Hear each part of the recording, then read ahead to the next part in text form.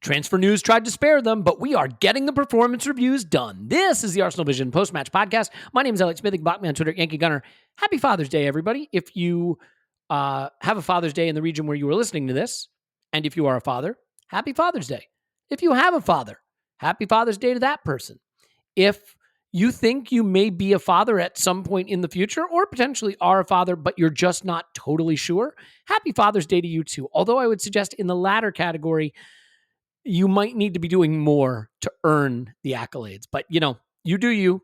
This is a judgment-free zone, and we are just happy to have you here. So I think we're all set to get the performance reviews done today. And that means attacking mids, forwards, Arteta, and Edu. I realize we could talk more about transfers, but we got to get these performance reviews done. And to be fair, Lisandro Martinez rumors are interesting, but I don't think they rise to the level of we've got to touch on it right now. Eddie Nketiah signed his new deal. We've sort of covered that at length. There's still Tielemans links. There's still Gabriel Jesus links. I think we're in a nice little pocket of space right now to do this. So let me tell you a few things that are happening. I'm going to be sitting down with Zach Lowy, who is a Portuguese football expert, tomorrow to record an interview about Fabio Vieira and maybe one or two other things. And so that will be coming out this week. We did do a scouting video on him that's up on the Patreon, so you can check that out if you want. But that's really about the balance of it. Clive is occupied as we record this. I should mention we're recording this on Father's Day. You're probably listening to this the day after Father's Day and going, it's not Father's Day where I live. It is not Father's Day anywhere because it's Monday. Fair point. As we record this, I am imploring you to have a good Father's Day. And here with me now is a father who I wish a very happy Father's Day, and that is Tim. You can find him on Twitter at Roberto. Hello, Tim. Hello there. How was your Father's Day? Yeah, very good. I took my daughter to the Emirates for the first time today. So obviously there was nobody there, and that was kind of the point. Yes. Given that she's not yet 2 years old. But yeah. So very nice. Very nice. Thank you. Well, the beauty of it is she can't be disappointed by anything in her first visit there because there's no football on. So you ensure a happy first experience with the Arsenal, which is always a good thing. Exactly. I took her to see like the big picture of Thierry Henry, so no disappointment there. No disappointment there, although there are people that are outraged that his number has been given to another player and that other player may not be good enough to be. I'm just so mad. Listen, people, it's just a shirt number. It will be worn by someone good in the future. It will be worn by someone bad in the future. The famous number 9, I would say that Arsenal have had mixed experiences with that. The number 10, well, William Gallas wore that number. So, Dennis Bergkamp to William Gallas, maybe a bit of a step down, a difference in quality there. I would suggest there are things we can be outraged about that are higher on the priority list. Here to hopefully not be too outraged about anything is a fellow father and a man who I wish a happy Father's Day to, and that is Paul. Hello, Paul. Woohoo! Happy Father's Day. I got COVID, so I'm like scrambled, and I'll say a lot of dumb stuff today. But yes, I meant to say happy Father's Day to everybody. Big day for you, Elliot. They used to say about you around the Twin Cities that you couldn't throw a stone over a wall without hitting one of your bastards. So this is a really big one for you. I spent it with the two I know about. And I'm perfectly content with that situation. I will say that the ones I don't know about, I'm sure, are lovely, but they don't need to call her right. I'm just saying. I'm kidding. There are only the two. At least that's what I will admit to if pressed. So, and by the way, Paul's on Twitter. Pause my pants. Let's dive into it. And as a reminder, if you want to go back and listen to player performance reviews part 1, we did the defenders, we did the goalkeeper, we did the deeper midfielders. So Sambi Lokonga was covered, Thomas Partey was covered, Mohamed El Neni was covered. We now pick it up with the attacking midfielders, and we'll dive right in with one that I have cheekily slotted into this category, one who may not be long for the Arsenal experience, and one who really has had to take on a lot of roles over the last couple of seasons when pressed. But this season, when we played the majority of our good football, he was playing as a left 8, so he falls in this category. His name is Granit Xhaka. Tim, underperformed, met, or overperformed his expectations in all of his various roles this season? Yeah, first of all, I'm going to apologise because you're probably going to hear the rain rattling on my roof, such as British summertime, but there we go. So for me, I'm going to say exceeded expectation. I could be argued down to met because I do generally think that Granit Xhaka, 95% of the time, is a really solid guy, really solid player. And 95% of the time, you know what you're going to get. And he's a big contradiction because he's really, really reliable, very available until he's not. When he's not, it's quite spectacular. However, he doesn't do those kind of like small little mistakes. It's just like the Xhaka timeline is 6 months, 5 months, uber solid, massive explosion, and then back. It's like a, the heart rate line that kind of goes do do do, and then every now and then you get a do. But the reason that's going to be fun to audio engineer. This, by the way, thank you for that. Yeah, I'm shouting over the rain. But the reason I'm going to say exceeded is because, first of all, maybe I'm misremembering, but I genuinely think there have been fewer of those boneheaded moments. Yeah. There was like Man City at the beginning of the season where I think he kind of quit on his team. And I can't really think of too many. Ironically, Man City twice, right? There was the penalty against Man City in January. A little more mixed there. Yeah, well, didn't he get a double yellow or a red against Liverpool in the EFL, and that had a knock-on impact in the Premier League? We missed him for a game or something like that. The Burnley game. Yep. No, the Liverpool first leg. I'd say that because I still don't think that was a penalty against Man City, so I'm not going to have a go at him for that.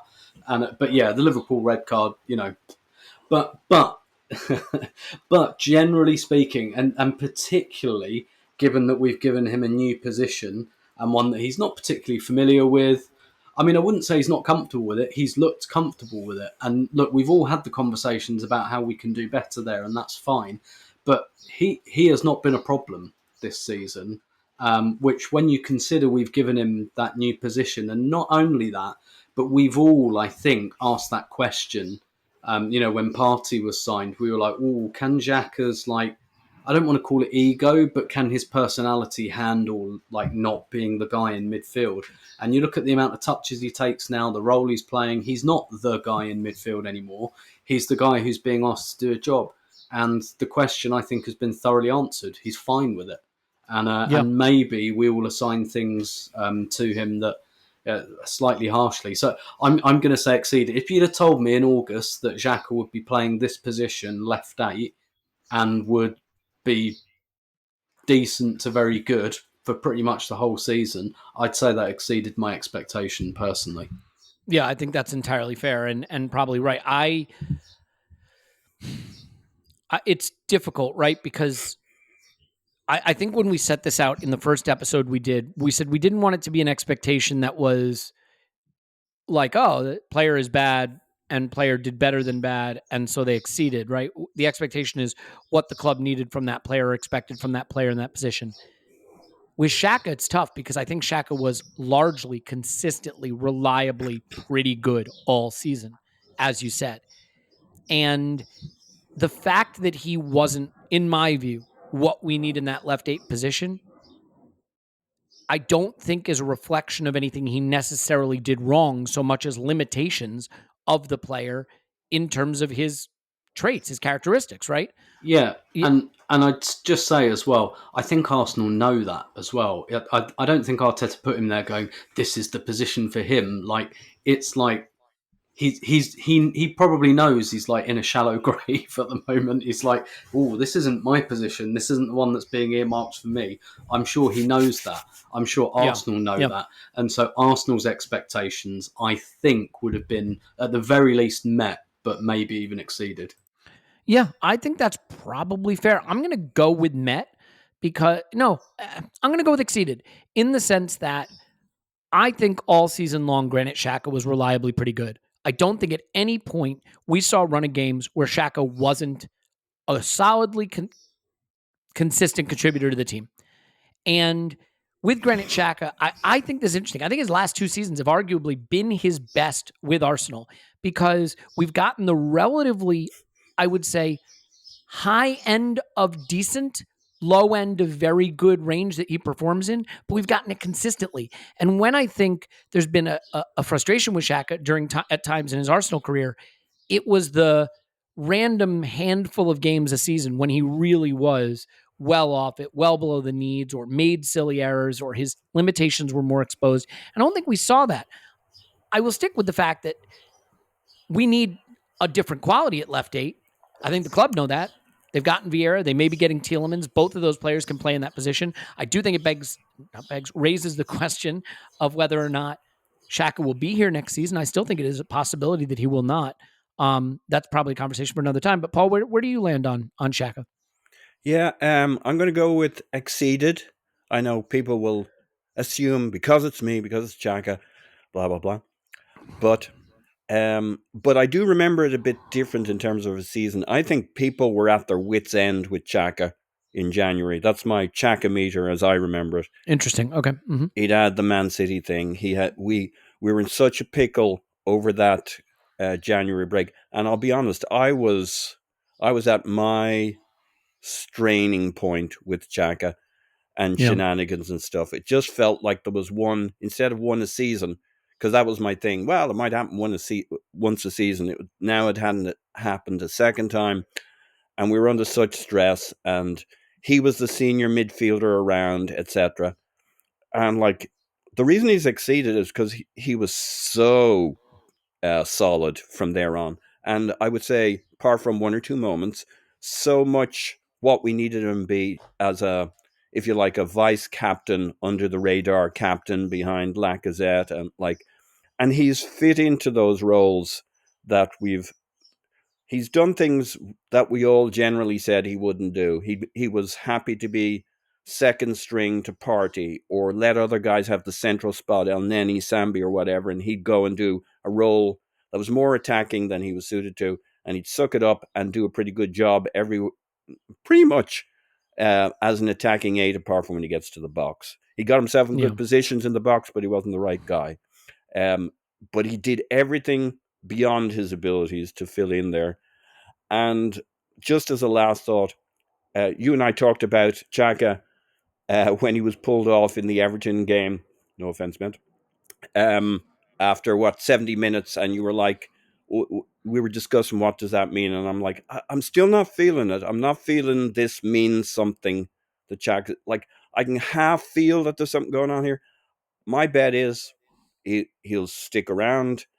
My other bet is we'll be surprised how, I'm going to use the term generous, and some people will hate that because, like, he's paid and blah, blah, blah, blah, blah, blah, blah, blah. But how generous he is about his role within the team. I mean, he's not going to want to be on the bench every game, but I think we'll be one more time surprised about how generous he is in his senior leadership. Now, that may not happen. I'm not saying that's definitely happening, but I will not be surprised if he sticks around, and that he sees his role as a little bit more around bringing this team forward and understanding that he's one of a number of midfielders. If we got in a Tielemans or a Zinchenko or Vieira steps up and becomes much more of the 8-10. That's my guess. I'll say this. That's forward looking. I think he could go if he stays and we get Tielemans and Vieira and he slides into a role where he is not a regular starter and not playing regularly. You and I need to have a side wager, because the side wager I want to have is I think he'll cause a problem. I think we will see cracks. I know you don't agree. That's why I think it'd be fun to have a side wager on that, because I just have an instinct that this guy really, really needs to be at the heart of things. I mean, ironically, I think surprised us a lot, though, to be fair, in terms of how he's.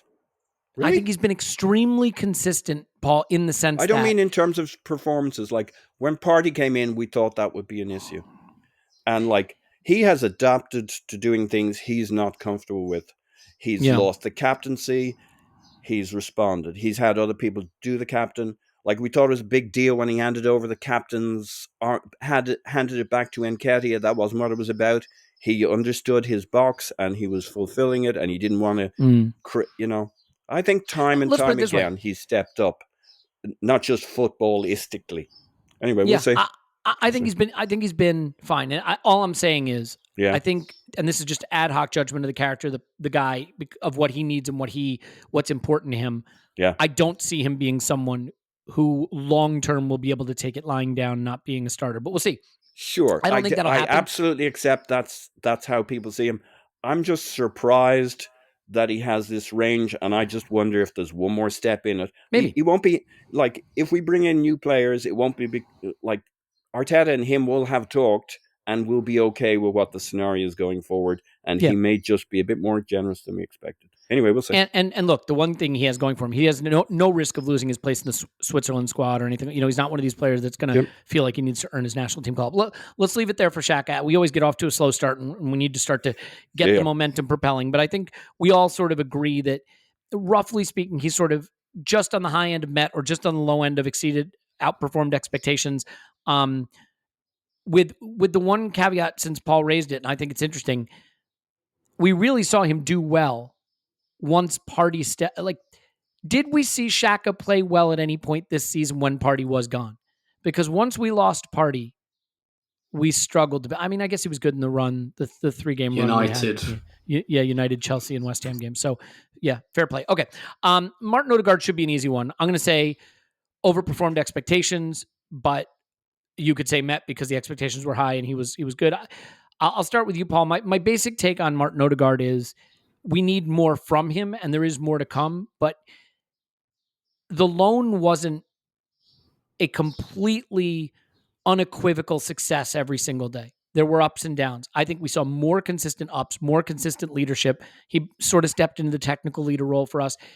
And when we were good, he was good. So I'll say he overperformed. He took on a lot of responsibility. And if you look at the metrics in terms of like chance creation in the Premier League and expected threat and things like that, he's among the best in the league, and he's in very, very good company for chances created. So I'm comfortable with saying overperformed. Yeah. How about you? I'll go exceeded. I'd disagree. Like, I think that's we got to get a consistent thing here. It's underperformed, met, overperformed. We're going to just stick with that nomenclature because that's what Clive insisted upon, and he's the corporate guru, so we'll leave it to him. Yeah. All right, nice one. Burning 30 seconds. Overperformed. I disagree that we all thought he was going to be great. I think a lot of people after that loan were not sure he was really what we needed. We might have been sure on this podcast because we all like him, but I don't think that was at all universal among quite reasonable people. And I think he's been better than his loan. He's stepped up to what we thought he would be. I think there's a question mark about can he perform when the rest of the team's a bit crappy and when we're struggling. Can he step up and have an impact regardless? Or are there some games where he's a little bit invisible, almost a little bit Ozil-like, which I think is totally unfair in many ways. But there's more for him to do. But I think he's definitely lived up to the conductor in the final third or the Arteta in the attacking third of the pitch, kind of like the game plan and his relationship with Saka and like his numbers he's putting up as well, just generally underlying stats. Yeah, I've loved him. I think he's great, but he's got to provide more direct threat himself or produce even more numbers for other people. Take your pick. He's either got to Ozil-wise get everybody else scoring, or Ozil-wise step up as he did in a season or two and score 10 goals. So there's more to come from him, and I think he'll do it. How about you, Tim? Yeah, I was all set to say Met, actually, just because I think he's really, really good, and agree totally with what you both said. There are levels to go there. But I've changed my mind to say exceeded, and I think it's the thing that Paul brought up there that I didn't really think of, the whole leader on the pitch thing. I think he should be captain next season. And again, if you'd told me that this time last year that Odegaard would have a really good season and be really good, I'd say, yeah, he's a really good player. Of course he will. Yeah. I think he'll be even better next year. If you'd have told me that I'd be sitting here saying I think he should be captain, and I kind of think he already is in a way, probably with Xhaka, that probably tips me into exceeded, but with the caveat that I'm actually minded to be harsh with him. That was my initial thought, because I think he's so good and because I think we've only seen 85% of it so far, but it's a process. He's still young. I think this is his first season like at home somewhere. And so, you can't, from Henry, Bergkamp, all of those great players, Pires, we didn't get the absolute top level of them straight away. They had a good start and then they tipped into supernova. And look, I'm not saying Odegaard's going to be as good as those necessarily. But you know what? He could. I think he's got that much talent. I really do. So, but I'm going to say exceeded because of the leadership aspect. Yeah, I mean, the only players that created more chances than him this season in the Premier League were Trent Alexander-Arnold with 90, Bruno Fernandes with 89, and Kevin De Bruyne with 87. Worth noting, though, in terms of per 90, Odegaard's rate and Bruno Fernandes' rate were almost identical, as was Trent Alexander-Arnold. De Bruyne, on a per 90 basis, pretty far ahead of the rest of the pack there. So, I mean, and again, that's not the only thing he's meant to do. He has other responsibilities. I also think one of the reasons he overperformed for me a little bit is he is a runner. He is a worker. He is someone who works hard at both ends. And I think we really saw that the idea that we're somehow lightweight with him in the team was, I think, rebuked a little bit. Rebutted is the word I'm looking for. I got it on the third try. Anyway, you get the point. Okay. Let's move into the more sort of forwardy area. I don't think we really have any more midfielders, although it depends, how you want to classify these people. Let's talk Emile Smith Rowe. He got the number 10 shirt. He provided a huge impact off the bench early in the season, battled for his place with Martinelli at times. I think it's an interesting season for Smith Rowe because it's one where I definitely came around from thinking this guy's going to be a 10, this guy's going to be an 8, this guy's going to be an interior, to thinking he can be more of an inverted winger in the way he was being used a lot this season. I think that there are things in his game he can still develop, but obviously in terms of output, it's hard to argue. So Tim, I'll start with you. Underperform, met, or overperform for Emile Smith Rowe? There's so many caveats with this. I'm going to say met. I'd love to say exceeded because he got into double figures for goals, and that was really what I wanted to see from him. As you know, I've long been on he's a wide forward, and that's what he is, kind of boat, because that's what I saw in the youth team. And I went back and looked at his goals, and the amount of goals he's got, that Pires goal, that just rushing in from the left, kind of curling it into the far corner on the right foot, lots of goals like that. And I think they're so hard to stop. And and he did that essentially without much else threatening the penalty area. The whole point in being able to score that goal is usually because the striker kind of occupies people. And we played a lot of the season without a striker in the penalty area, albeit one of the things I really found out looking at his goals was that, how they're front loaded to the beginning of the season, and that is mainly because of injury. But when I went back and looked at them for the piece I wrote last week, the amount of times Aubameyang's involved is actually quite surprising. And Lacazette, and I think partly because Aubameyang had that box threat and it gave the defender someone to mark, but also because Aubameyang whipped the ball round to the left more naturally, whereas Lacazette, he gets it, he turns, he whips it out to the right to Saka. So I think with someone like Gabriel Jesus, we could see more of that from Smith Rowe. But the reason I've had to downgrade to Met is just because of the physical aspect. That's the second season in a row he's only been able to deliver for half a season, and for me the question mark is not over talent or ability at all. I think he's got more levels to go. It's, can his body handle a whole season? That is my number one question for next season, and it couldn't really this year. And to be fair, he wasn't injured, so he hung in there. He just played 80% fit a lot of the time. So maybe you could look at that the other way and say, well, actually, he wasn't actually out, out, as it were, to coin a phrase. And so maybe that does show a little bit more sign of robustness and physical maturity. But yeah, until he gets that full season under his belt, without kind of limping through large parts of the season, that question mark's going to exist. Yeah, I mean, he scored 10 goals on 5.8 expected. His finishing was exceptional. Now you could say that, well, that's a clear indication that there's some regression coming, that he just overperformed, that he got lucky. I do think he is an exceptional finisher. The interesting thing is he only had 2 assists.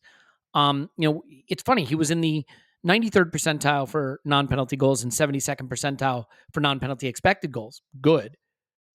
But 13th percentile for expected assists, 41st percentile for shot creating actions. Yeah. I kind of thought, go ahead. Mm-hmm. So I looked into all of this for the piece I wrote last week, and my kind of conclusion was the wide left, that's who is mainly set up to score in Arteta's Arsenal. Wide left, Aubameyang, Smith Rowe, Martinelli, like those guys, like Saka does more of the creative stuff. Mm-hmm. But also, if you look at some of his other actions, he's doing a lot more shots than last season. And I think that's because he's on the end of moves, whereas when he was playing in the 10, obviously he's in the build-up, but also like a lot more carrying, a lot more dribbling, and he's really, really good at that. He's really good at like carrying the ball into the area, and he did a shitload more of that this season. And I'm sure that's mainly because he was on, in the wide forward spot, but I'm also sure he was told that. Like, this to me, you can see the conversation that happened between him and Arteta last year. You can see that, look, here's your number 10 shirt, here's your contract, well done, but we need more of this. You're good at this, do this. And I think you saw that. Yeah, and like, I'm going to give him, I think I will give him Met, because I think that for him to have overperformed, he would have needed to nail down a spot and made it his, period, end of story, right? He has the talent to do that. Now, he would have had to do that at the expense of a Martinelli, who also has the talent to keep anybody out of a team on their day. And there's nothing wrong with players sharing positions. But Bukayo Saka made a position his, and it can't be taken from him. And if he's not playing that position, he's playing somewhere else, but he's starting. And there are players like that. Could Emile Smith Rowe have taken Xhaka's left 8 position if his passing was a little crisper, if his on-the-ball work was a little cleaner? I think he could have. Could he have had a false 9 opportunity at some point when Lacazette was flagging? I think there was still maybe just enough question marks that Arteta had. And, Arteta's been very vocal about what he thinks Smith Rowe is capable of and what he should be doing, right? He's number 10 for Arsenal. He should be getting, what did he say, like 20 goals and 10 assists a season. He said, he quoted something ridiculous, 15 goals and 10 assists. But he had a wonderful season for output. But I think given the fact that, as Tim pointed to, there were some physical issues he flagged at the end of the season, the inability to really put his foot down and make himself the must-start guy, and maybe just a little bit of a lack of clarity for me on exactly what his niche is in terms of what he's going to give this squad. I mean, I like him as a late arriver into the box, right? The second man runs. He's got a great eye for where to arrive. What was the goal where he just passed it in from the top of the box? Chelsea. Yeah. I mean, that if he, that kind of arrival, and so that reminds me of Ramsey, right? I mean, just arriving late in the box, but he doesn't have the engine yet for that role. So it'll be interesting to see what he develops into. There's still plenty of time. We're talking about a very young player who's going to be very good. But Paul, I will say upper end of Met on the output level, fantastic. But in terms of really grabbing a position by the throat and making it his, I think he would have needed to do that to really hit outperform. Yeah. I love Emile Smith Rowe. We all do, yeah. Yeah. What's not to love? I'm going to say Met, but I'm very worried. And the reason I'm worried is it's either his lack of confidence because of his physical challenges. You got to trust your body, and that's one thing Saka's had going for him. He knows he's going to be strong and fit. But he has not, when he hasn't been giving the output, I didn't see enough impact within games, enough personality. And I don't think his life's, to your dual point of that attacking 8 position or whatever position was there to be kind of made his this season. Yeah. His job is not about to get any easier if we bring in Gabriel Jesus. If Nketiah goes on a run and scores a few goals, we bring in Fabio Vieira and he's an actual 8-10 that can play from the left, for example. Like, there's a lot of things, if we bring in Yuri Tielemans or Zinchenko or one other, Emile Smith Rowe is in grave danger of becoming a super sub.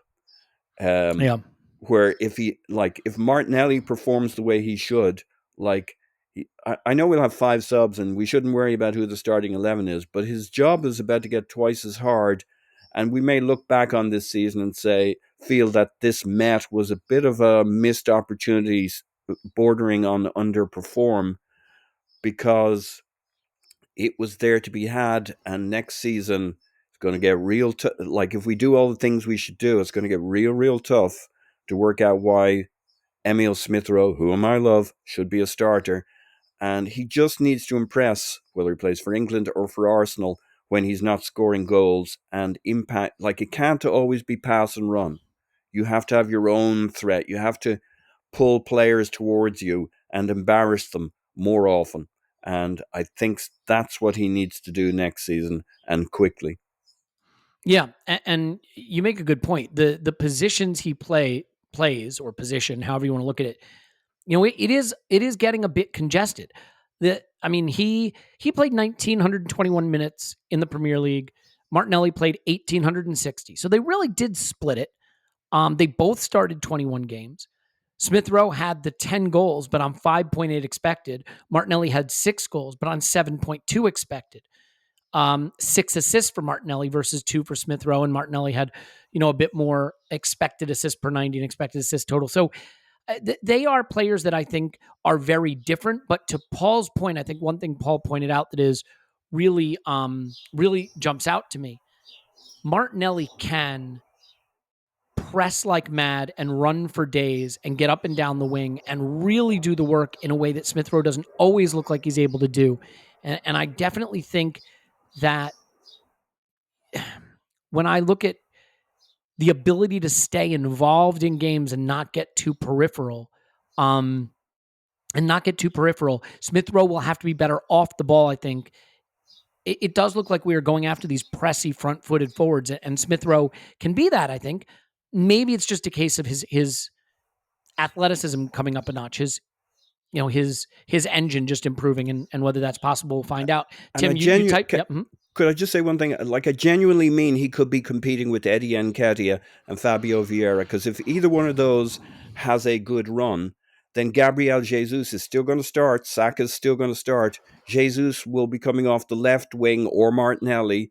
Fabio Vieira will play the 8-10, and he's literally competing against all of those guys. It's not just Martinelli. Point. Yeah, Tim typed something in the chat that I want you to mention, just because I think it's a really good point about the role he could find himself in. Yeah, I put in the chat he could be in danger, and like, this all sounds harsh to some listeners, I'm sure, but this is because he's a good player, and I think it's okay to be harsh with the good and talented players. But like, he could risk being like the final third Maitland-Niles. We've talked about all the positions he could play in and has played in, but hasn't nailed. If you're being harsh, we bought Odegaard. It looks like we're buying Fabio Vieira, we're buying Tielemans. Like, these are all roles he could have made potentially obsolete in the way that, like you say, maybe we're being unfair comparing everyone to Saka, but Saka's made the right wing obsolete, basically.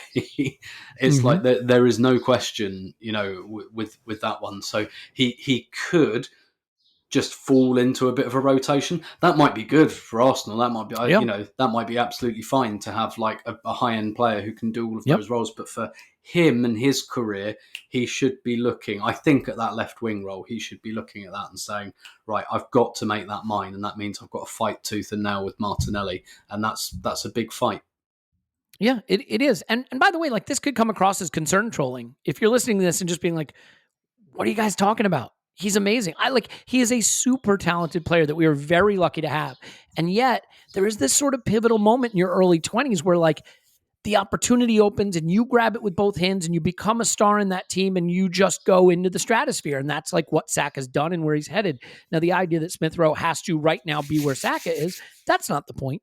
The point is, with Martinelli and with Gabriel Jesus and with Fabio Vieira and potentially Tielemans and Nketiah and whoever else you want to put into this cluster, it's sort of this interchangeable mush of really dynamic young forwards all competing for playing time. And I definitely think Smith Rowe will get playing time. What I want to see is that stratospheric talent that's in there force its way to the forefront so much that he's always in the team and always delivering at a high level. And of course, if he does that, it'll be at the expense of someone else, but that's fine. The irony is, the goal isn't for all of our young players to be good. The goal is for a couple of them to be stars, right? You get 2 Saka-level talents. No one's going to cry if the other ones fall away. No one's going to be upset if the other... would it make me sad? I love Gabriel Martinelli. If Gabriel Martinelli doesn't make it at the top level because Smith Rowe just ate his lunch and took his spot and became a star, that's a good thing for Arsenal. That's a good thing. So it's his time to do that. And I think the talent is in there. Otherwise, we wouldn't be having this conversation. So let's move on from Smith Rowe and get to Gabriel Martinelli. I think it's a natural hand-in-hand one to pick. I see them as such different players, and yet they found themselves really as the interchangeable options in some way for one another. They played almost the exact same minutes. In total output, 10 goals and 2 assists for Emile Smith Rowe, 6 goals and 6 assists for Martinelli, right? The XG, XA output for Martinelli a little higher, but, those don't actually count on the scoreboard, so you can throw them away if you're so inclined. Tim, I'll start with you on Martinelli. I admit this is a player that I see superstardom in. And against some of the best teams, he has a tendency to flash some of the highest level talent. Both he and Smith Rowe can find finishes that are just really top drawer, really exceptional. I don't think either of them did it consistently enough this season. That goes for Martinelli. It pains me to say it. I'm curious where you have him on the underperform, met, or overperform level. I'm going to say exceeded, and the reason I'm going to say exceeded is not necessarily because I completely agree with what you said. We could have the Smith Rowe conversation about him as well. I agree. They're competing for those 2 spots. I agree with you. I think there is potential superstardom there, which is not the same as saying that will definitely happen, but it's in there. The reason I'm going to say exceeded, though, is more through circumstance, because Aubameyang went.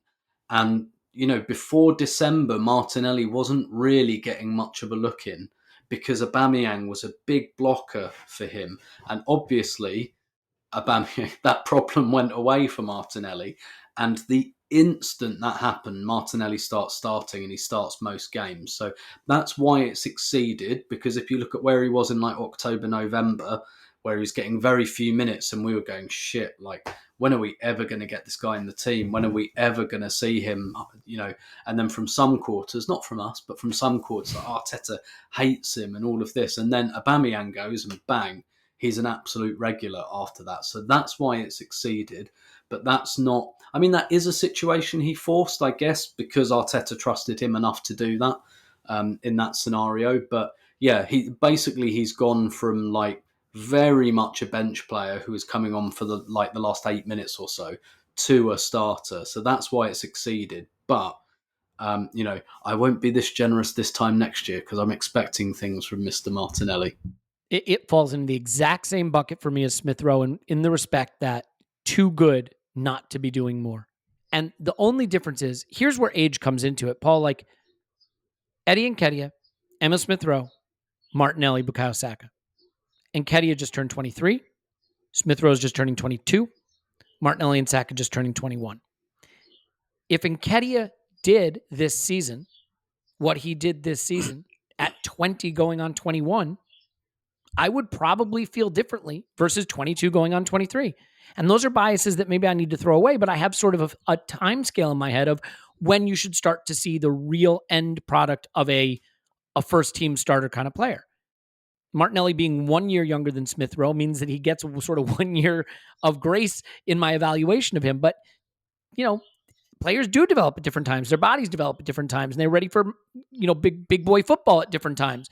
And so I don't know that I'm necessarily right to apply these age-related criteria for what they should be delivering, especially given that different positions have different developmental cycles. I think Gabriel Martinelli is a player who I see as having upside that is what Saka's upside is. And in Saka, we saw it convert into not just potential, but realization. Largely realization this season. Maybe not at the absolute level he can achieve, but there. And I don't think we saw that from Martinelli. Similar to the point that I'd like to see Smith Rowe make a position his. I think Martinelli needs to do that too. And he nearly did. The funny thing is, when we started playing great, it was when Martinelli became a first-team starter. Those two things went hand in hand. You always talk about the click, Paul. The click happened when Martinelli came into the team and became a starter. I love this player, just as I love Emile Smith Rowe, and I expect more than maybe what we saw down the stretch. And so I will give him a met because he was good and he should be good, and I won't give him an overperform because I don't think he overperformed what he is already capable of doing in this team. My one caveat for both he and Smith Rowe, and Tim touched on, I actually think the left side of the attack in general suffered the most from personnel issues.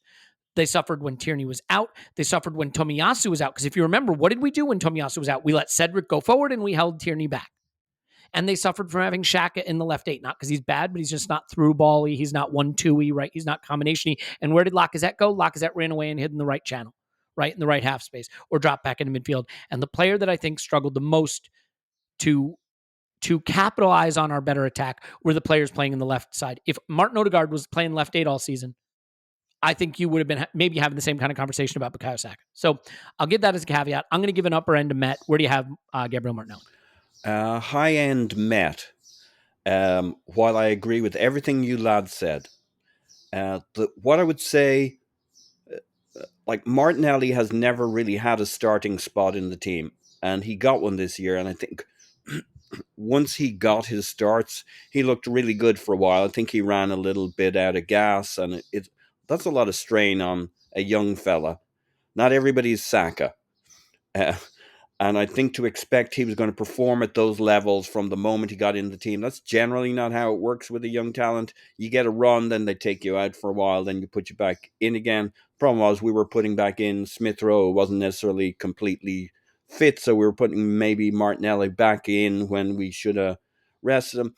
So I think he did really well in terms of Martinelli's game. I think he ran out of gas towards the end of the season, so in our own minds we've kind of pulled it back a little bit. If he'd ended stronger, then recency bias, blah blah blah. Where I think he particularly overperformed was in his ability to contribute and his hold-up play, dropping into midfield, spraying the ball around, taking care of the ball. That was not something he did a year ago. I think he's grown into the role. We can see what Arteta wanted him to do now because he's actually doing it. And he's we've seen what Aubameyang couldn't do when he was played from that side in terms of connecting with the rest of the team.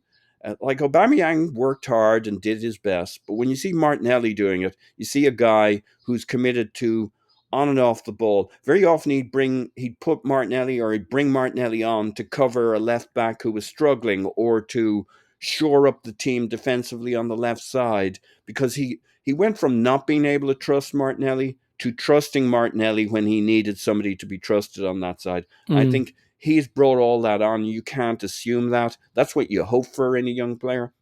How many times do we look at players and say, why don't you not so much run around and kick people, but why don't you do that part of the game that any one of us could do, because it's not talent-based. It's about doing your job, being focused, following the plan. I think Martinelli stepped up massively where he could be just one of those kids who relies on talent and show and want to get goals and want to pad his stats and be a star. Like Project Martinelli with his father behind him is wholesome and good, and Martinelli learns his lessons and looks like a player there's a reason Klopp loves this guy, and it's not because he runs around fast and presses and is attacking. It's because he's a whole game guy who Klopp would love to have plowing the left wing. And I think he showed what we hoped he might do in that side. Okay. Any final thoughts on that, Tim? Move on. No. Happy to move on. Okay. I do want to mention that if I sound a little worn out, it's because it's sweltering here, about 95 degrees Fahrenheit. So I'm guessing that's what, in the 35 Celsius range, something like that, probably, and humid. I spent the day at like a food truck type festival thing out in that hot heat. And let me tell you, just trying to feed your bastards. Yes, exactly. All of them. You had to rent a truck and hand out food. I was a big Game of Thrones fan, so we just actually did a Battle of the Bastards. But when I got the copy from Manscaped and it said "Sweaty Sack Summer," I had a little giggle. But let me tell you something: it is definitely out there. It is not approaching; it is here. And you want comfort, and the kings of crotch comfort, Manscaped. I'm just reading the copy. I promise. Has spent 2 years designing the most comfortable boxer briefs out there. I've had the honor of wearing them. They are brilliant. Their micromodal fabric is so soft; it's breathable. It gets you through those hot times. They even have a little area for keeping all the important stuff together. They trademarked it. They call it, and I kid you not, the jewel pouch. So you know it's serious. I think it's time you invest in those jewels. So here's what it says. Let your bulge breathe and get 20% off and free shipping by using the code ArsenalVision at manscaped.com. Let's say you're on a date. Oh no, where's this going? Let's see. And your partner catches that Manscaped on the waistband of your underwear. It's almost guaranteed to raise some eyebrows and act like a billboard on the highway to Pleasure Town. That's what it says right there in front of me. Thanks to the Lawnmower 4.0, the best electric trimmer for below-the-waist grooming. The trimmers offer skin-safe technology designed to trim hair on loose skin, so you do get comfort. I will say, in the summer, getting nice and shaved, getting the Manscaped boxer briefs with the micromodal fabric, like it really is a good 1-2 punch to keep you feeling good. Tagless waistband hugs your body without digging in. Lays flat, feels good. Front fly opening gives you easy access so you can actually, use the bathroom. You can choose from an arrangement of designs and colors and sizes, range from small to triple XL for all the guys out there. So get 20% off free shipping with the code ArsenalVision at manscaped.com. That's 20% off and free shipping with the code Manscaped. With the code ArsenalVision at manscaped.com. Once the Boxers 2.0 touch your sack, you'll never go back, it says here. Okay. I have to admit, there's some days I just have to read their copy because how do you beat that? Well, one thing you can do, if you've taken care of the external part of your body, you can take care of the internal part of your body. And it's no joke. AG1 from Athletic Greens, like I use it every day. You should use it every day. I had it sitting on my shelf. I wasn't actually using it yet. A friend of mine, Ian, who's a doctor, came in. He's like, oh, I take that. It's awesome. You should try it. So I did, and I love it. Swept out all of the probiotics and vitamin gummies that I was taking and stuff because they are junk. They didn't do anything. I don't know why I took them. Replaced it with one daily dose of AG1. Mix it in 12 ounces of water, so you're actually getting water too, which is good for you. It's food-derived. It's probiotics. It's superfoods. It's adaptogens. It's just great stuff. And whether you're keto, paleo, vegan, dairy-free, or gluten-free, it works with you. It contains less than 1 gram of sugar. Over 7,000 5-star reviews. And it costs less than a fancy cup of coffee every day. Plus, by the way, they are a philanthropic company. I should point that out. I really do love the fact that in 2020, for example, they donated over 1.2 million meals to kids in the No Kids Hungry program here in the United States. So kudos to them for that. To make it easy, Athletic Greens is going to give you a free 1-year supply of immune-supporting vitamin D and 5 free travel packs with your first purchase. That's a lot of bonuses. All you have to do is visit athleticgreens.com/vision. Again, that is athleticgreens.com/vision to take ownership over your health and pick up the ultimate daily nutritional tool. And as a final point, as your business is growing, make sure you get the best talent. Indeed is the company we trust to recommend to get the best talent with Instant Match. Over 80% of employers get quality candidates whose resumes on Indeed match their job description the moment they sponsor a post, or else you don't pay. Virtual interviews, the feature we've been featuring lately because it saves you time, and in this new hybrid work environment, virtual interviewing is a part of the process. You can message, schedule, and interview top talent seamlessly all in one place. Indeed makes it easy to connect with your applicants. No need to install anything extra, so you don't have to get all techie. Saves you headaches. You can do all the interviewing, no downloading, no plugins, nothing, no purchases. After using Indeed's virtual interviews, most employers said it saved them days of hiring time, according to Indeed data. Right? So you hire them virtually. They can work virtually. You can collect the best talent. Indeed's unbelievable powerful hiring partner. According to Talent Nest, they deliver 4 times more hires than all other job sites combined. So sign up for Indeed now and get a $75 credit towards your first sponsored job, plus earn $500 in extra sponsored job credits with Indeed's virtual interviews. Visit Indeed.com/Blue Wire to learn more. Claim your credits at Indeed.com/Blue Wire. Indeed.com/Blue Wire. Terms and conditions apply. Need to hire an Indeed. Is that enough of that? Indeed. You guys. You're the best. Elliot, quick question. They have the triple XL in stock. Do they have the quadruple XL in stock? I'm going to just level with you, Paul. I know you're a tall man, but when you're talking about needing quadruple XL boxers, I've seen your waist size. It's not for your waist. So is there something you want to tell us? You know what they have? They only have triple XL, but the jewel pouch goes up to 5XL. There you go. Okay. So we can customize it to your needs. Maybe I'll just wait till they're in stock. I wear a medium in the waistband and a small. You know what? Never mind. Let's just get past this. Okay, we're gonna do a speed round. Tim, Bukayo Saka overperformed. Yes. Yeah, he's great. Yeah, he's great. Paul. Yeah, obviously the one thing I'll add, I think mentally he showed he trusts himself. He believes himself. He thinks he belongs. The whole thing with Azpilicueta, that penalty, winning the penalty, the righteous anger, the taking hold of the ball, the putting it in the back of the net, scoring the penalty the next game, even though Martinelli's supposed to be taking them. I think that's a guy who's announcing he belongs on the stage. Kick him all It's a good you point. like. There's definitely with Smith Rowe and Martinelli are great, but they still have that I'm a young player who wants to show I'm going to arrive. And Saka has that thing about him where he's just I've arrived. I'm just a star now, and he carries himself with that swagger. He does not have imposter syndrome, and I think a couple of the younger guys are a little bit afraid they're pretenders, they're imposters. They're growing into it, but Saka knows. He knows. They will get there. Yep. Okay. Another easy one, I think. Nicola Pepe underperformed, and you could say it's because of the manager. You could say because of the player. I think to say it's because of the manager is a cop out. The player can be better than he's shown. He just can be. I know he had that big goal for us against Wolves. Against Wolves. Just too many games where he played and looked like he didn't really understand how to fit into the collective, and that has to be a byproduct of not doing the work on the front end or on the back end. So then on the front end, you see the effort. I do think that Mikel Arteta can work on integrating the whole of his squad more and making all the pieces feel like they have a role to play. And maybe that could have coaxed a better season out of Nicola Pepe. We are where we are with the player. Not a lot of time to devote to him because I don't think he's going to be here in the future, but it's an underperform for me. Tim, how about you? Yeah, 100%. And again, this time last year, he ended the 2021 season really, really well. And you think, here we go. Has Pepe finally exploded? No, he hasn't. No, he hasn't. Yeah. It just turns out he's mega inconsistent, and that's what he is for Arsenal anyway.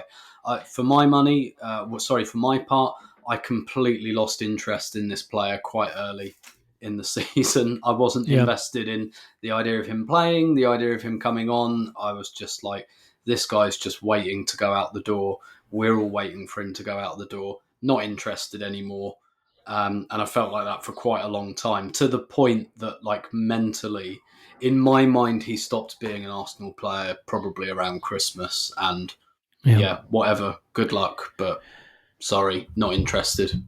Yeah, I mean, there are players that come to your club that don't hit the level you think they could have, that move on and maybe sometimes even go on and have a perfectly fine career. It's just rare that they cost £72 million. And I do think if we had paid £45 million for him, we would have just looked at it as never quite clicked. But, that extra money that Raul managed to get out of us is a weird way to put that, but I'm going to put it that way like that. It's always made this a more polarizing kind of topic. I do think it's worth pointing out. I think as recently as last summer, I may have had him as the candidate for a breakout season or something. Because, second consecutive season, he finished as one of our best players. We think Nketiah had a hot run to the end of the season. Pepe had a hotter one last season. Pepe finished last season as our best player. He really did. Saka was fading. Tierney was out. Neither Aubameyang nor Lacazette were playing well. And Pepe finished the season on a tear. And so it's absolutely an underperform for me because he showed he could get in and make a difference and be a valuable key contributor to the attack, not just, building play, but with actual output. And it didn't happen. And I think whatever you think about Mikel Arteta, you can't convince me that he just did not want to use Pepe. Maybe he found excuses to not use him when it was borderline, but I think Pepe could have made himself undroppable or could have made himself more valuable and never managed to do it. So it's a big underperform for me. And there will be people that want to tie Arteta to that. And I'm okay if you want to do that. I don't think the player has enough excuses for that to be the case. Paul, what about you? Yeah, I agree. It's sad. I think he seems like a lovely fella. This has been a massive disappointment as a season. He obviously has plenty of talent. Doesn't suit our system. And I think he needs the love, the support of a manager. Like, he needs that belief, and he's just not going to get it in this scenario, this situation. We had too much going on. Nothing really suits him here. He's lost his buddies now. Pepe or Laka and Auba gone. That won't have helped as he was part. Guendouzi, that whole crowd one by one. It's a shame. It is what it is. He could have done more. Like, you could see he was trying, but it's just not in him. Yeah. Well, I don't think it's going to be an Arsenal issue for much longer, and it will be a weird career, a weird Arsenal player to think back on. I think in a few seasons, I still find myself believing there's talent in there that could have helped us, and the fact that it never showed is a disappointment. It just is. Okay. We're not going to do Aubameyang because what's the point, right? I mean, he underperformed expectation, which was that he would be the leading scorer for Arsenal. We were paying him to do that. We brought him in, after the summer. The expectation was that he was the captain. He was going to be the leading scorer, and he was going to be the player that drove us forward.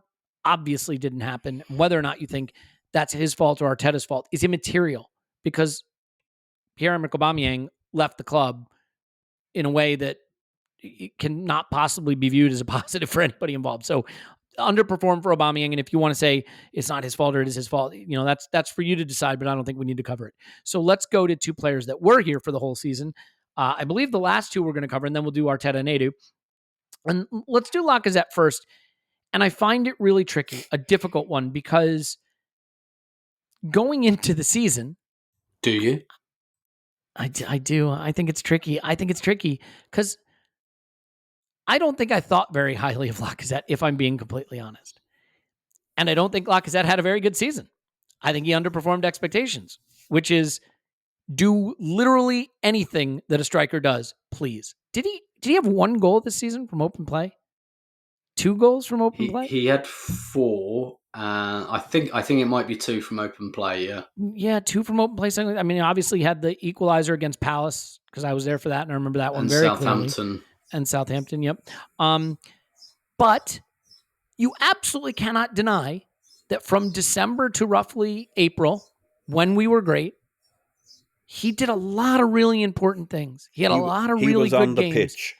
Yeah, he was. You cannot deny that he wore a shirt and stood on the pitch during the period where we were good. No, and so I think he underperformed, but I want to at least put the caveat in that the biggest problem with Lacazette is he ran completely out of the ability to contribute, and we didn't make the change away from him quicker. I think if Arteta had had a quicker trigger finger, tried Pepe at false 9, tried Smith Rowe, brought Nketiah in sooner, and Lacazette transitioned from having really contributed kind of nicely to build up to just being replaced, we might have been like, you know what, Lacazette had a pretty good season transitioning us from Aubameyang into the next thing. But he didn't do that. Lacazette played to the point where he was painfully unproductive. And that's the lasting legacy of the season that I remember from him, are the painfully unproductive moments. I got to say underperformed ultimately, though, because with the number of games he started at striker for Arsenal, he had a couple of open play goals. And whatever else he did that's good, he had to do more than that. Paul, I'll let you come to the defense first. Underperformed solidly for me, but where do you land on him? Okay, I'm not going to bore people with my opinion, because they probably know what it's going to be if I expand on it, but I'll give you the short version. I'm going to go with Matt. I think as a centre forward, you football elitists with your demands for goals and assists, that's so passé. We saw the football, and we'll get to Arteta in a little bit, and we saw the football with him on the pitch, and he gave us access to central areas which we have not seen under Emery or Arteta before that. And we had good passing patterns, and he was a very positive, stabilizing force behind the scenes on the pitch when we needed that. We lost our captain, and not only did we not miss a beat, we took a step up. And I'm going to give him all sorts of credit for like when you have such a young team and for them to perform well for so long and to keep us in the frame. And when he got really bad after the international break and then got COVID, that was 2 games. That was, we played Crystal Palace and he was terrible, but we were terrible. Yeah. Oh, yeah. We played Brighton and we were slightly less bad and he was slightly less bad. And then he basically got sick. And then he came on. We don't really know if he might have responded a bit, but you can't prove a negative. So, like, footballistically, we all saw it. I think he was really important to how our season went well without actually being particularly good himself. He definitely trailed off. As a striker, he underperformed. As a component within the team and the football, I think he surpassed my expectations of how important he might be. And I'm going to give him a Met. And I've got a much longer version of that, but I won't bore you all with it. I'm going to disagree with everything everybody says about Lacazette in terms of him. We should have scrapped him earlier, because if I'm Arteta, I'm going to do I'm going to keep playing the team that's winning up to that international break. And what happened after that's a whole other discussion. And you can say I would have brought in people before him, but we might have lost the games we won. Bring in Pepe, you might have lost it. We won all our games. Like, you bring in Pepe earlier, you're telling me we won't drop points, even if Pepe scores a goal, etc. I hear you. Let me just say this about that, though, right? Okay. We were winning games when Cedric was playing. Let's say Tomiyasu got fit. Should we have not brought Tomiyasu back? Because you say, well, we're winning. Keep playing Cedric. Tomiyasu is 100% known upgrade. Pepe at striker, we had an unknown other options. Yes. Yeah. Yes, Paul, I get your point, which is whatever options we thought might have been the ones to pick over Roll Lacazette. Roll of the dice. Martinelli, none of them Smith were Rowe, Pepe. And Kedia. I mean, yeah. And Kedia was unproven. No, look, I totally take your point, and I will say this. I agree with you to a point that there were things he did this season that were incredibly valuable to us being good during the period where we're good, and he deserves credit for that. And I can still sleep at night saying that 2 non-penalty goals from your striker who played, who starts 20 games. And look, this is a guy who at Lyon had 28 goal seasons and 27 goal seasons. And even, for us, 13 goal, 14 goal, reasonable. Sure. This just dropped to a level where I kind of think, Tim, that, it's kind of like Iwobi. Alex Iwobi was always very good for Arsenal. But ultimately, Alex Iwobi was one of our forwards, and he never had goals and he never had assists. And so in my book, all the connective tissue stuff that he did and the possession orientation and the ball progression, whatever you want to say, when you're one of the 3 forwards and you have 1 goal and 1 assist at the end of the season or whatever it is, I'm still comfortable saying it's not enough. And so I can square the circle of Lacazette was important to what we did that was effective. Lacazette did not do enough striker things and come down on the side of underperform. Yeah, okay, so I'm going to take the gloves off and I'm going to be a lot harsher than both Please of do. you. Mm-hmm. I thought we had a fucking disaster of a season. All right, here we go. Absolute disaster. Very, very costly. So, first off, we're talking captain, right? And look, I give you December, January, yeah, fine. So, first of all, I think the contractual obligation we have to say about all the link-up play, enormously overrated. Like going into the centre circle and knocking the ball back or passing it wide to Saka. I'm sorry, I don't care. It's like, that's just... I don't understand why we venerate that so much. The reason he's able to do that is because nobody follows him there, because nobody gives a shit that he's going there, right? It's very easy for him to pick up the ball in the centre circle and pass it to Saka because no one cares that he's doing it. Like, no one goes up to him, oh my God, I must stop him from passing the ball to Saka 40 yards from goal. No one cares. No one marks him there. Right, we've got other players that can do that, who play in that area. We don't need him there. So I think all of that is enormously overrated for a start. When it came down to it, at the end of the season, one of our most experienced players, our captain, he didn't start any of the last 6 or 7 games because he lost his place to Eddie Nketiah. That, for a 30-year-old striker who's been with us for many years, who cost £50 million, that is a disaster. And look at the response to him leaving, right? It happened a couple of days ago, last week. Absolute shrug. Absolute shrug. Because he let us down.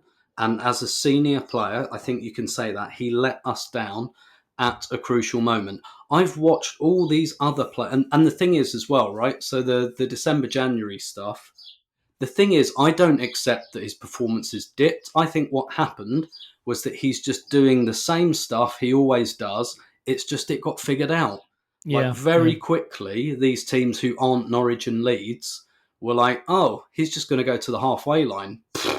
Who cares? We'll stay here then. Or actually, oh no, we can bring the defensive line 10 yards forward because this fucker's just going to stay in the centre circle. And I watched all these players adapt and do different things around him, and not just the younger players. And you might say that the younger players yeah, okay, they're younger, they're a bit more malleable. So yeah, maybe Smith Rowe, maybe he can go from number 10 to wide left and score us 10 goals.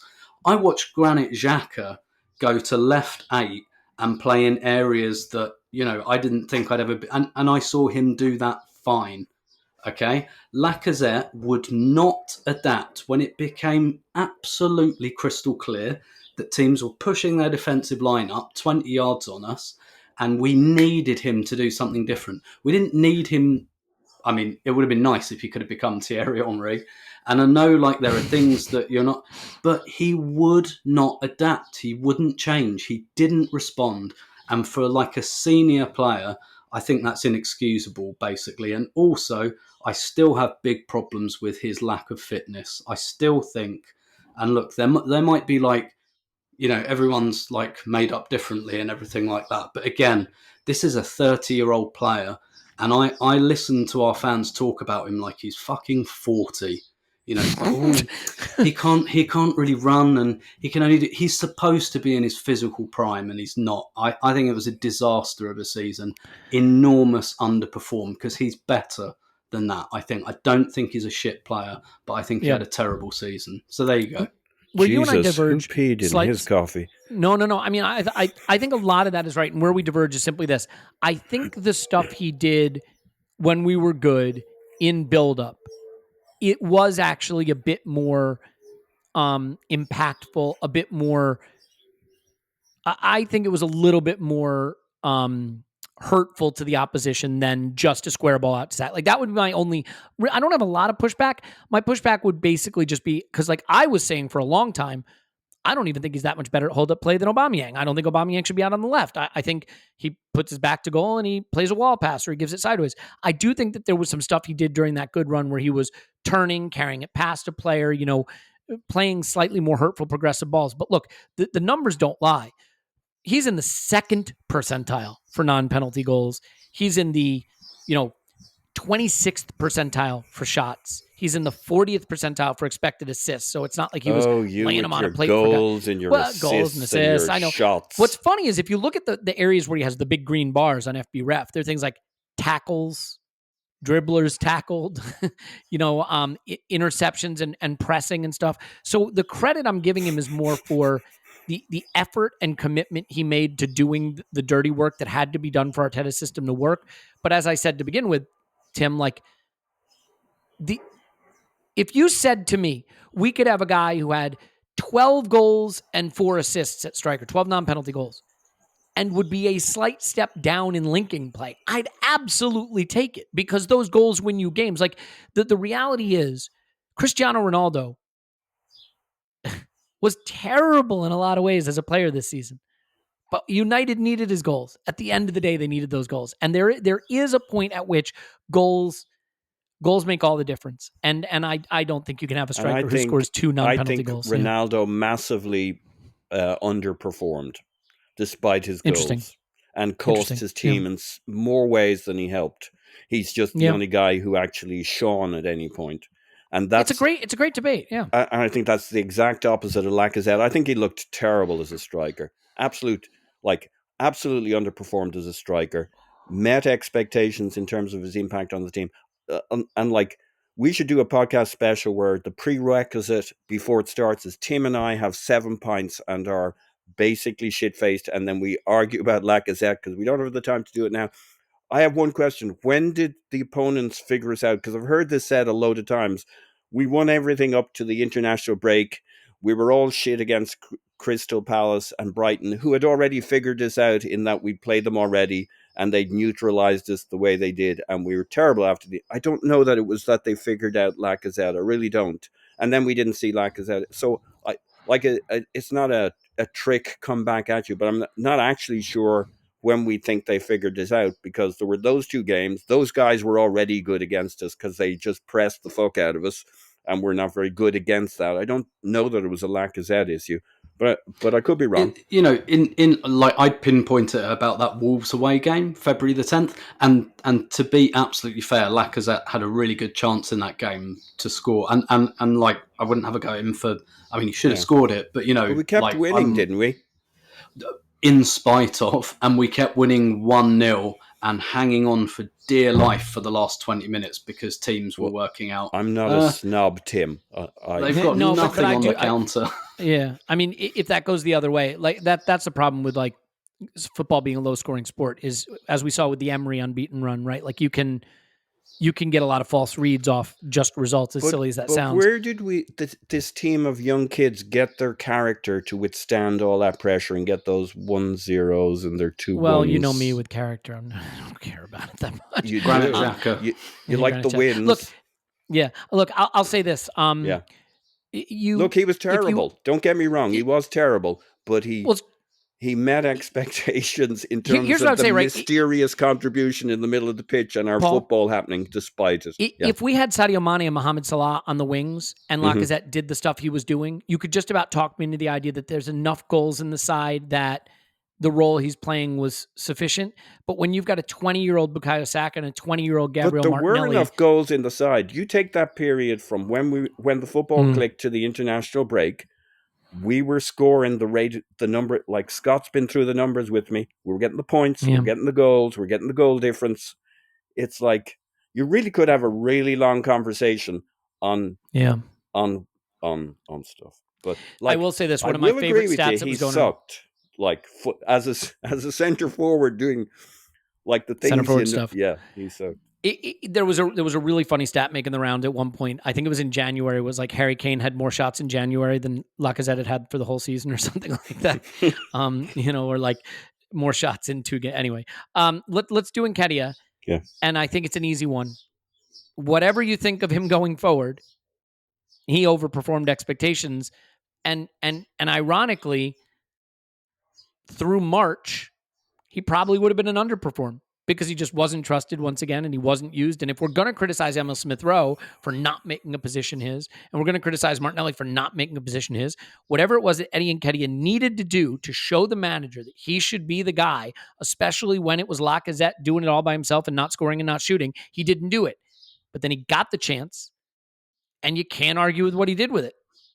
And I would say, based purely on getting a chance, and he said in his interview, I just want a chance. If I don't score goals when I get a chance, then that's on me. He got a chance, he scored goals. I'll give him an overperformed, but it's an overperform with the caveat that we should at least acknowledge that up until April, for whatever the reason, the manager did not feel that player should have the chance, should be the striker, should replace a flagging Lacazette, should be out there.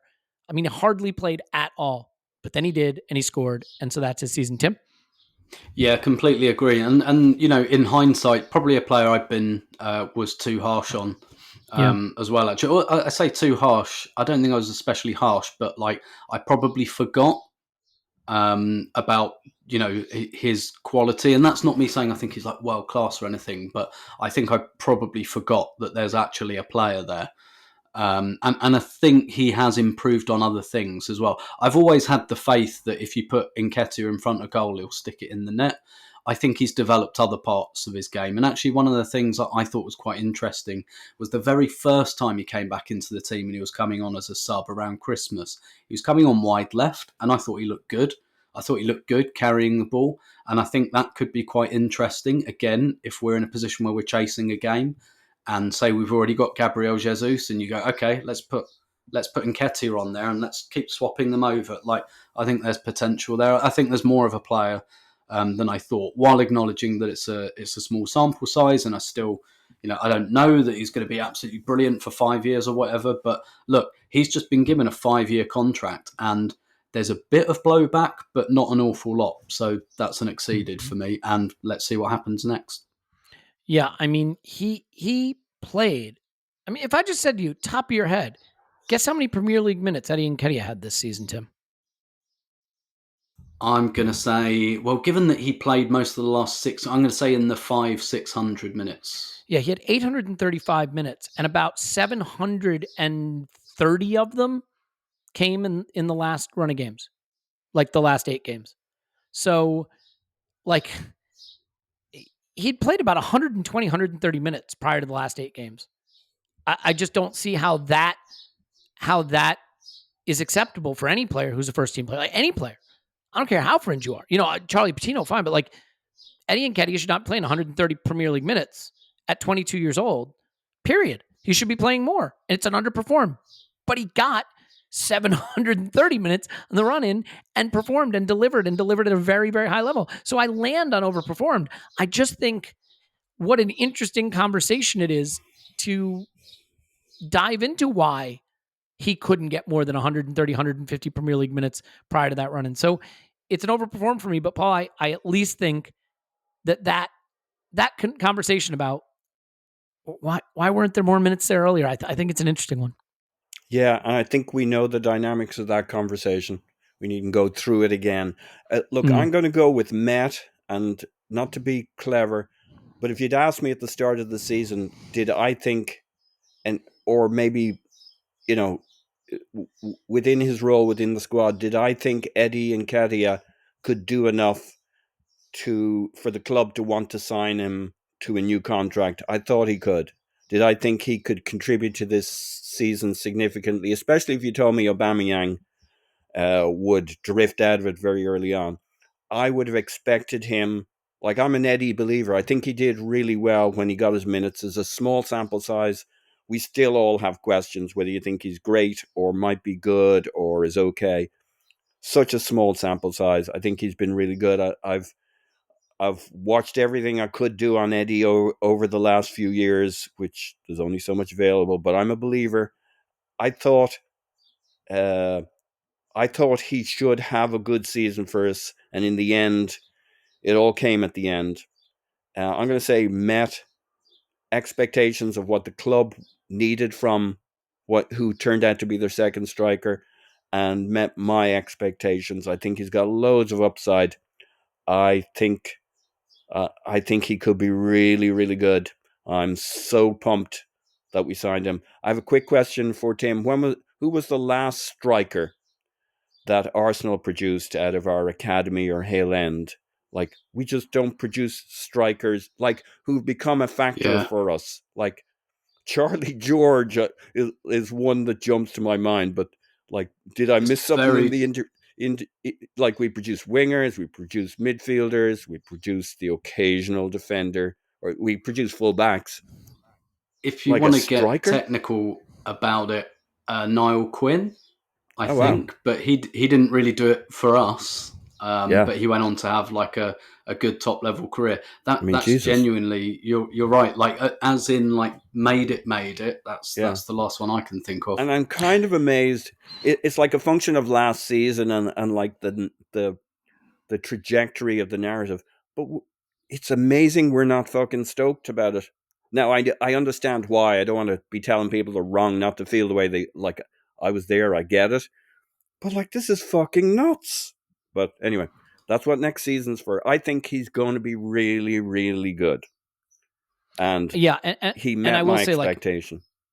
I definitely don't think anybody's not stoked about the idea that we have an academy striker who's going to come good. I just think there are people who are wondering, is what we saw at the end of the season a hot streak for a player that maybe isn't our level? And is he good enough as our second striker going forward? I get all that. Yeah. But isn't it a bit of a shame still? Isn't it a bit of a shame that we're not all fucking stoked that, Eddie goes forward with us, like Saka, like Smith Rowe, like... The ability to be stoked about any of this, I think, is always just a referendum on whether or not you rate the player. And rating players is such a diverse range of opinions that never held us back with other academy products, though some of them were shit.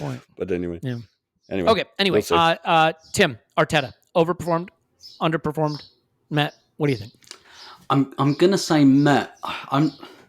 I'm tempted. Like, I think emotionally, I feel like it was an overperformance, but I think that might just be because we started so badly, etc., etc. I think I did predict fifth at the last summer. So fifth, and obviously actually it ended quite badly. So I'm saying emotionally, but like, I don't know through my kind of. I guess if I was to plot my line with it throughout the season, it'd be like... You had us as fifth, yep. On 64 points you had, and we... Yeah. So like my initial first 2 months would be like, whoa, this is under... Oh, it's all right, it's coming up. Whoa, this is like a little bit... And then it came back down at the end. I think like over the whole thing, I'd say Matt, because let's have it right. I mean, we've got like the 5th largest wage bill, right? And we finished. Yep. But Tottenham, it was Tottenham, not Man U, ahead of us and all of that. And we should also put the 2 8th place finishes in context, that was a big underperformance to do that twice in a row. Big underperformance. So we should not give ourselves too much credit for finishing 3 places, because like that was rubbish, basically. And what did we do? Like I've said a million times, it wasn't a miracle of coaching. We went out and spent a load of money on some good players and got better, which is exactly what Arsenal should do in that position, and that they tried to do several times but hadn't been able to do. So I think this is met, isn't it? It's just felt very different at different stages of the season. Again, the heart rate line kind of goes up and down quite a lot. You had us finishing on 64 points, 5th place, with a plus 22 goal difference. I had us finishing on 6th place on 61 points with a plus 12.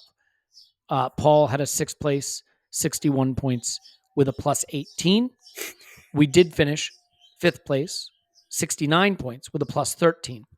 I have it as a Met, and I have it as a Met because, first of all, he did some of the things I wanted to see. He got us playing some football that I think is long-term sustainable as #winning football, right? I think some of the football we saw was the kind of football that if we keep playing it, it will continue to deliver the points we need to move up yet again to 4th, to 3rd, to whatever.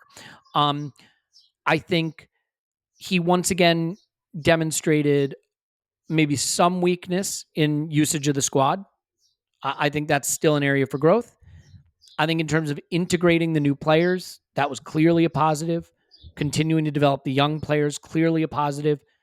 The Aubameyang situation, I don't want to rehash it, but I will say that anytime you have a situation where your star striker leaves the club under a cloud when you could have used him, you come in for questions. And maybe the questions are, he did nothing wrong and it's totally not his fault whatsoever. Maybe it's he did everything wrong, he's a monster. We don't know. But if your star striker leaves under a cloud for free, essentially, to another big club and goes and scores goals there, you have to look at it and say, something there wasn't cool. So I think got us playing some better football than I expected, got elite performance out of Thomas Partey, got the young players playing well, positioned us higher up the table in terms of points than I expected. A few more goals than I expected, a few more conceded than I expected, roughly, right where I thought we'd land in terms of goal difference. I think this was a step forward, but not a leap forward. And a step forward was the remit. It was not a leap forward. It was a step forward. And that was the remit, and he met it. So I think it is expectations met, not overperformed, because just enough question marks, both in terms of where we finished, in terms of how we managed some injuries in the squad, are enough to keep it from being a pure overperformance for me. Paul? I'm going to go with overperform. In terms of what we achieved, I think it's a Met. If you told me that Man United, like I picked 6th, if you told me Man United were going to suck right at the start of the season, I'd have picked 5th. Yeah, same. Mm-hmm. It was a good 5th. We nearly got 4th. We fluffed our lines at the end. I disagree maybe with Tim in that we spent a lot of money last summer and brought in a bunch of new players, but like that doesn't necessarily go well, and they were young and they all had to adapt, and I think they all bought in and they all played a role in some form or other. At least 5 of the 6, we'd say, yeah, those look like they're heading in the right direction. So I think that's a tougher gig than maybe on the surface it looked like. I'm going to give him an overperform because I saw the football. Not just sustainable football. That all sounds very wholesome and good. No, but I saw the football. And this team, the level of buy-in from the get-go, they stuck with them. How the players that are there buy into the project, the football.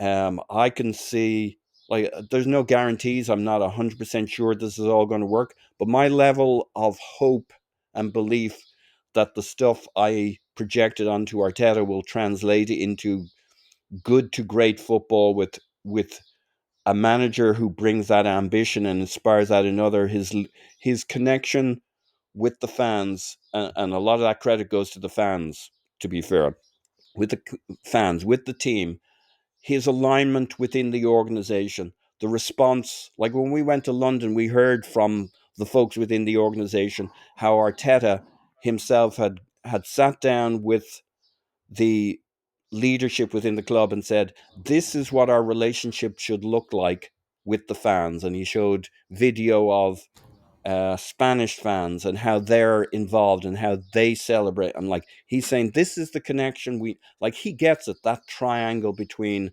club, team manager, fans, his connection to the owner. All that stuff gives me a level of optimism going forward with the football and with the project that I had only hoped for last summer. So for me, between what we achieved, which was a solid Met, and where I think we're going, it's an overperform because we saw the football.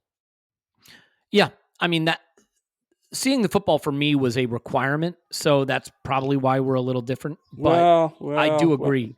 It's a requirement, but so is a lot of things in life that mostly doesn't happen. Like most managers but fail. if we hadn't seen it, I'd want him sacked, is my point. That would have been cause for, if he had gone another season where he didn't deliver. There's a difference between good football and potentially great football. This wasn't just we were decent at football. Yeah, I hear you. I'm just saying, if we went another season where we didn't see what I regarded as the kind of football that could lead us to the really big things we want to achieve, I would have been comfortable saying he has to go because he can't. Not many managers who can do that. But he delivered it. I agree. That's why you keep changing until you find one that does, right? That's the goal isn't to find a manager who's acceptable. The goal is to find a manager that rocks, right? That's the goal. And Arteta, to me, delivered a season that suggests maybe he rocks, right? Maybe he met expectations by showing us that he maybe rocks. I'm okay with that. Yeah. Okay. Yeah. Maybe, and maybe it's just because I think, right, here's the point, Paul. In a first season, maybe not, but there does come a point. This is the interesting thing with a manager. There does come a point where the goal isn't to say, is he a decent manager? The goal is to say, can we achieve the absolute highest possible goals with this guy? And once you think I'll agree with you that we had to do it this season. So I agree it had to be, but it just doesn't feel right that when somebody shows they got they may have the special stuff that anyway. I get you. And what I would say is the irony is, if we win that Manchester City game in January, where we outplayed them for a big chunk of it, deservedly had the lead, we finish fourth, we finish on 72 points, and this whole conversation feels different. And I mean, those are the margins. So I am absolutely aware of that. Let's finish off quickly with Edu. I mean, it's a solidly overperformed for me in some respects because he made a lot of moves in the summer and almost all of them look. I mean, I still rate Sambi Lokonga. All the guys who came in to be starters or nearly starters started and had good seasons for the most part. And Nuno was sort of a punt. And I think he's actually good, but maybe we're going to give up on him. But so be it. You're going to get, every time you bring in a haul of players, and a couple of them are cheap, those could go either way. For the people that don't want to give him an overperform and want to slide him back down to Met or even worse, it all boils down to January. And I think there's a very fair debate to be had about whether there was a summer move that could have been pulled forward. Just anything that could have been done to find a goal, to find 2 goals, to get us one more win, to get us 4th place and have Champions League. And it would have paid for the move, and it certainly would have changed a lot of things in terms of dynamics. I'm willing to give him an overperform because I felt this was a tear-down rebuild. I thought it was a multi-window project. I thought we were a long way off from having any sense of where this club was going. And in one summer window, we have completely put ourselves on the track to feel like we see where we're going and we think we can get there. I just think that's a lot harder than it looks. And I think Manchester United are going to find out how hard that is this summer and subsequent summers. And Chelsea may be facing that, let's be honest. So I'll give him an overperform, I think. But the people that don't want to, if they want to point to January, I'm totally open to that. And obviously, he's got another important summer staring him in the face right now. Tim, where are you with Edu? Yeah, I find this one really hard because I can't see, the players I can see, right? But you can't really see the work of the technical director.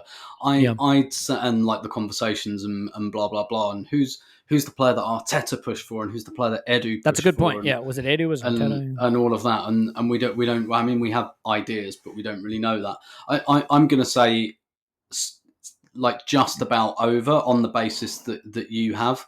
In that, like you say, this was a tear-down rebuild, and actually they've got the first bit done a lot quicker than I thought they would.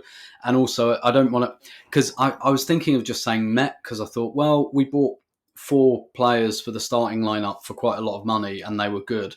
And, so they fucking should be. But Good point. we haven't exactly got that right over the last few years. Let's just say that.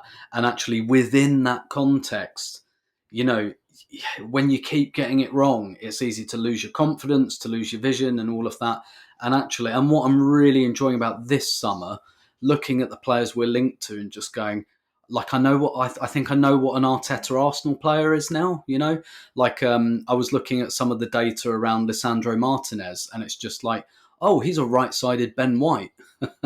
he's a left-sided centre back who hits lovely diagonal passes, and he can play left back at a push, and he can play defensive midfield at a push. It's like, yeah, it's Ben White in the mirror, and I like that I can see this, and it's like the Pablo Vieira thing. It's like, oh yeah, he likes all the areas that Saka and Odegaard like, and that has happened remarkably quickly. That we have this sense of what an Arsenal player is now. So that's an overperform. But obviously, again, they have to do the same thing again this summer. And I'm not going to take for granted that all of the signings are going to be a hit again. It could have been luck. Yeah, I misspoke. I said solidly overperformed. I think he overperformed. Solidly is an exaggeration because, like, your point, Tim, is a really valid one. We spent pretty big fees on a couple of players who turned out to be pretty good. I think the Tomiyasu signing looks like a stroke of genius. That a lot of credit deserved there. In Ramsdale and White, they paid big fees for players that I don't think were nailed on obvious. And by the end of the season, I think everybody felt like, okay, check marks in those boxes. Sambi and Nuno, whatever, players of the future. The Odegaard get, I think there's no way that was easy. At least I can't imagine it was easy. He showed he was good on loan. Certainly there would have been interest elsewhere. He was at Real Madrid. I don't think they had to sell. So getting that done and not jumping at Buendia and not jumping at Aouar and really knowing we'd get Odegaard and stick to our guns there, like, again, I think they deserve credit for that. And I'd just add, sorry, because it's one thing as well, just saying, well, they're all good players individually, but actually they all fit the collective. And when you look at, and we've spoken about it a million times about Ramsdale, like how the hell they knew about some of his passing, I don't know, but that's a fantastic bit, even if it's not scouting or intel or whatever it is. And like you said, Tomiyasu, but yeah, buying good individual players is easy, but having them fit your collective is a lot harder, and that's the technical director's job. So maybe we can, again, maybe that's Arteta, but I think for the vision of the team, you kind of have to. That's the technical director's job.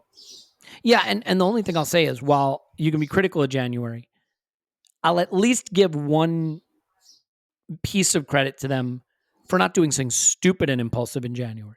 Not making a bad buy that's a bad fit that derails what we're doing. I mean, it's easy to say, just get someone and finish top 4. But what if the someone is the next Pepe or the next Willian acquisition, and that causes problems within the squad because now you're trying to play a guy who never really was a fit, and you did it short-term thinking, and, oh, by the way, it's not a guarantee. It gets you top 4 anyway. So while I think you can knock them for January, I at least can give some credit for not doing something phenomenally stupid and short-term in its thinking in January. Where are you at with Edu, Paul? And let's wrap up. Yeah. So last summer, I was trying to get you to agitate to have him sacked for barbecuing while Rome burned. And we moved late in the window. But everybody we brought in, I would say, radically transformed our squad and how all of the people around me who are Arsenal supporters feel about this team. The questions we have now are not the questions we used to have. We're all excited about pretty much every player and all the targets we're looking at, or the other targets that may come in. Like, it's fucking great. I love the players we're talking about. Now, assessing Edu as the one player the one person you're going to do from in 2 years' time or 3 years' time, the work of the director of football or the technical director, because it's kind of, how do these things work out? How squad building is something you assess over time. But my reaction right now is it's an overperform, and including because of January. Because my position on January is you either find the player you want or you have the balls to say no for the reasons you intimated. Like, the mistakes you make are the players you buy that you're stuck with for 4 or 5 years and become a saga and clog a spot. Like, if they believe in Eddie, and if Eddie pushes on to be something really good, but we don't get Eddie because we got fucking Wout Weghorst, who starts like a train for 2 games and then kind of sucks, and we lose more points than we would. Like, there's so many ifs, ands, or buts. I admire the balls to say no, and that gives me a level of confidence that they have a level of confidence what their plan is. Again, that alignment between Edu, Arteta, Josh.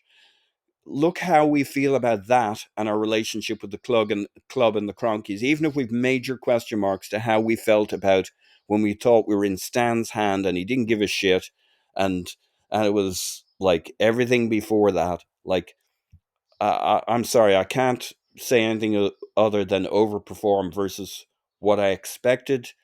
And I think they've done great between them. Like, I agree. Who picked all these players? Well, I think, I'd be shooting Edu in the neck if our players sucked and we got all the wrong players and we're convinced of it. I can't do anything but say he's getting these guys, he's finding these guys. You got the Portuguese connection, the Brazilian connection.